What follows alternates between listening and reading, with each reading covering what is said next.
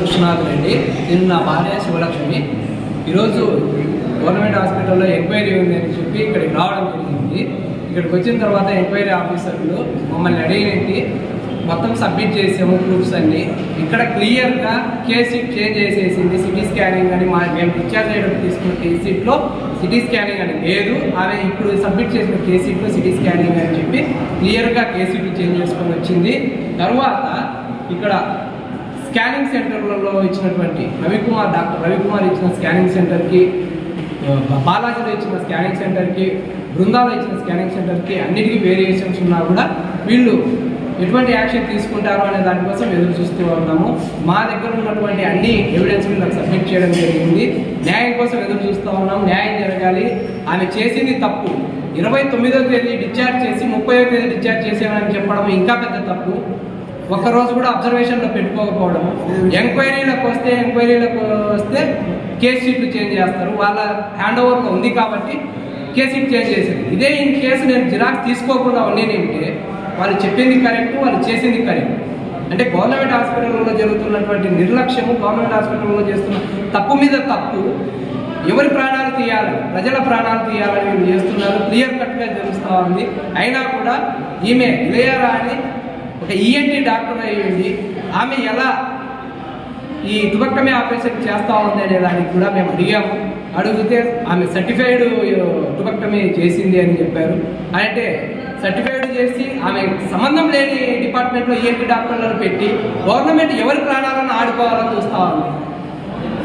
నువ్వు సర్టిఫై చేసినంత మాత్రాన తను డాక్టర్ దీని స్పెషలైజేషన్ గైనకాలజిస్ట్ అయితేనే దానికి చేయాల్సినటువంటి ఆపరేషన్ ఈఎన్టీ డాక్టర్ ఎలా చేస్తుంది? అంటే గవర్నమెంట్ నిర్లక్ష్యం అయింది. ఎవరినైనా తీసుకొని వచ్చి ప్రమోషన్ మీద అసలు సంబంధమే లేని డిపార్ట్మెంట్ నుంచి తెచ్చి ఇక్కడ చేయడం అనేది ఎంతవరకు కరెక్ట్? ఎంక్వైరీ ఆఫీసర్లు ఏమడిగారు? మేము ఎంక్వైరీ ఆఫీసర్లు అడిగింది ఒకటే అన్న, మాకు న్యాయం చేయాలి. ఆమె లైసెన్స్ రద్దు అవ్వాలి, వాళ్ళ హస్బెండ్ లైసెన్స్ రద్దు అవ్వాలి. ఇవి రెండు మేము వాళ్ళని అడిగాము. ఎవరికి జరగకూడదు, ఇది ఇంతటితో అయిపోవాలి, ఇది పునరావృతం కాకూడదు. మొత్తానికి ఈ వ్యవహారంలో మీకు ఎంత ఖర్చు అయింది? మెడికల్గా మాకు ఇప్పటికీ 10 లక్షల పైనే అయిపోయింది. ఇంకొక సర్జరీ కూడా ఉంది ఈ అమ్మాయికి. అది ఎంత అవుతుంది దాని ఎస్టిమేషన్ మనకు తెలియదు. ఇంకా ఎంత అవుతుందో కూడా తెలియదు. నేను ఎంతవరకు పెట్టుకోవడానికి రెడీ. కానీ మాకు కావాల్సింది ఆమె లైసెన్స్ రద్దు అవ్వాలి. ఆమె డాక్టర్గా అన్ఫిట్. ఫస్ట్ థింగ్ ఆమె డాక్టర్గా అన్ఫిట్. ఇలాంటి డాక్టర్లను తెచ్చి ప్రజల ప్రాణాలతో ఆడుకోవద్దని జిల్లా అధికారులకు కానీ గవర్నమెంట్కి కానీ ఎవరికైనా మేము తెలియజేసేది ఇదే. ఇలాంటి డాక్టర్లను తెచ్చి ప్రజల ప్రాణాలతో ఆడుకోవద్దు. మనం కూర్చు అడుగుదాం కానీ తప్పేముంది?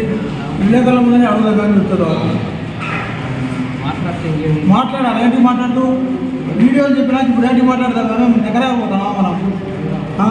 చెప్పిండేదండి 30వ తేదీ మీకు నేను చెప్పినానండి చేయించుకోండి అని.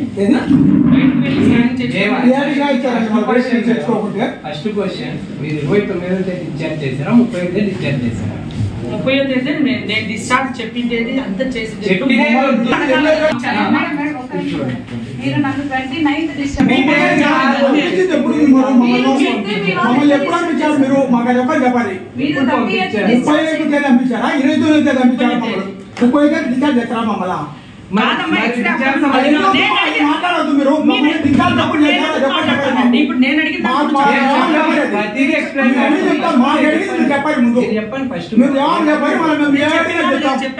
అంటే ఎప్పుడు మీరు ఎప్పుడు పంపించారా? మరి డిశ్చార్జ్ సమ్మరీ ఏంటి? 29 సార్ మీరు మా చేతికి 29 మీరు చేశారు.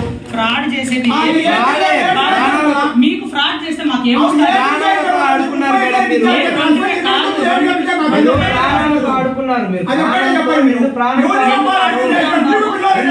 కూడా వచ్చి నీతో కూడా మాట్లాడారు. గ్యాస్ ట్రబుల్ వల్ల మేము ఫస్ట్ వామిటింగ్స్ అయితే